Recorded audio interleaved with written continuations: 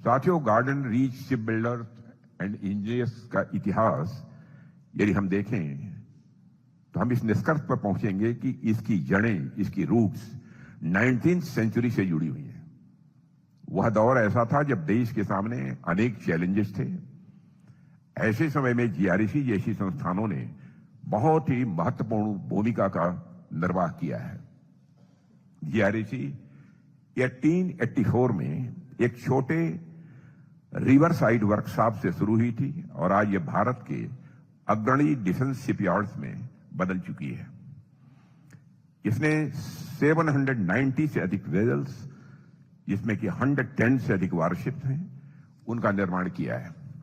जीआरईसी की expertise frigates और corvettes, anti submarine warfare ships एवं लैंडिंग शिप्स बनाने में है।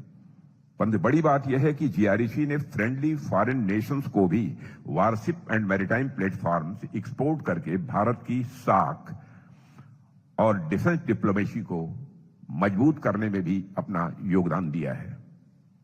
High indigenisation levels, advanced in house design capability और एमएसएमईज के साथ मजबूत सप्लाई चेन नेटवर्क ने इसे नेशनल मैरीटाइम ट्रांसफॉर्मेशन का एक प्रमुख पिलर बना दिया है।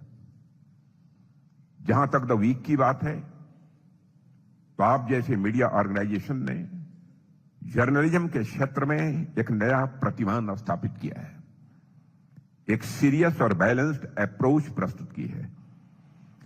मीडिया केवल सूचना देने का ही माध्यम नहीं होती है, बल्कि मैं मानता हूं वह समाज की समझ को शेप भी देती है।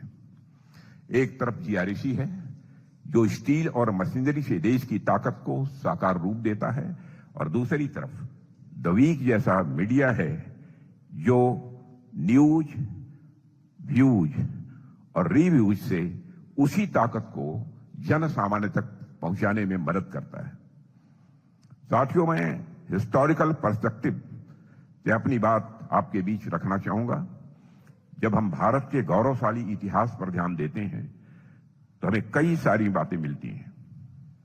लगभग 2500 वर्ष पहले से लेकर मिडिल एजेस तक भारत ग्लोबल ट्रेड का एक प्रमुख सेंटर रहा है, और उस समय जब दुनिया के कई हिस्से विकास की प्रारंभिक अवस्थाओं में थे, तब भारत नॉलेज, कॉमर्स और कल्चर तीनों ही क्षेत्रों में लीडिंग रोल निभा रहा था। उस समय भारत के जहाज समुद्री मार्गों के माध्यम से दूर दूर तक यात्रा करते थे। हमारा संपर्क रोमन एम्पायर और मेसोपोटामिया की सिविलाइजेशन तक स्थापित था।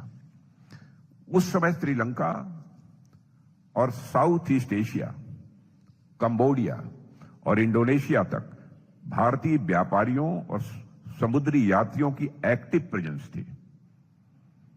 यह जो बाहरी दुनिया से संपर्क था, वह भी केवल ट्रेड तक लिमिटेड नहीं था, बल्कि कल्चरल एक्सचेंज का भी एक यह सशक्त माध्यम था। भारत ने स्पाइसेस, टेक्सटाइल्स और हैंडीक्राफ्ट एक्सपोर्ट किए, लेकिन इसके साथ साथ हमने फिलॉसफी, एस्ट्रोनॉमी, मैथमेटिक्स और कल्चरल आइडियाज भी विश्व के साथ शेयर किए हैं। आज भी जब हम साउथ ईस्ट एशिया की ओर देखते हैं, इस ऐतिहासिक संबंध के अनेक जीवंत उदाहरण हमको दिखाई देते हैं। आप में से अनेक लोग अवगत होंगे कि थाईलैंड की प्राचीन राजधानी अयोध्या का नाम अयोध्या से इंस्पायर्ड रहा है। इंडोनेशिया की नेशनल एयरलाइन का नाम भी गरुड़ है, जो भारतीय पुराणों की कल्चरल हेरिटेज को दर्शाता है। आप शायद अवगत हों कि अभी हाल ही में वापस आए कौंडिन्य शिप प्रोजेक्ट के माध्यम से भारत की इसी विरासत को पुनर्जीवित करने का एक प्रेरक प्रयास देश को देखने को मिला है। इस इनिशिएटिव का उद्देश्य प्राचीन भारतीय शिप बिल्डिंग टेक्निक्स को समझना और उन्हें मॉडर्न पर्सपेक्टिव में पुनः स्थापित करना था। इसके तहत स्टिच्ड शिप मेथड के आधार पर एक स्पेशल शिप का निर्माण किया गया, जिसमें लकड़ी के तख्तों को आयरन नेल से नहीं बल्कि नारियल की रस्सियों से जोड़ा गया और वुडन प्लैंक से सील किया गया। यह वही टेक्नोलॉजी थी जिसका उपयोग हमारे प्राचीन समुद्री यात्रियों द्वारा किया जाता था। इस शिप ने पोरबंदर से ओमान के मस्कट तक लगभग 1500 नॉटिकल माइल्स की सफल यात्रा भी पूरी की है और पूरे देश ने यह अनुभव किया कि कैसे यह टेक्निकल एक्सपेरिमेंट ने अतीत और वर्तमान के बीच एक लिविंग ब्रिज का काम किया है। साथियों, यह हमें याद भी दिलाता है कि इनोवेशन हमारी परंपरा का हिस्सा रहा है और मैरीटाइम एक्सेलेंस हमेशा से हमारी हिस्टोरिकल स्ट्रेंथ रही है।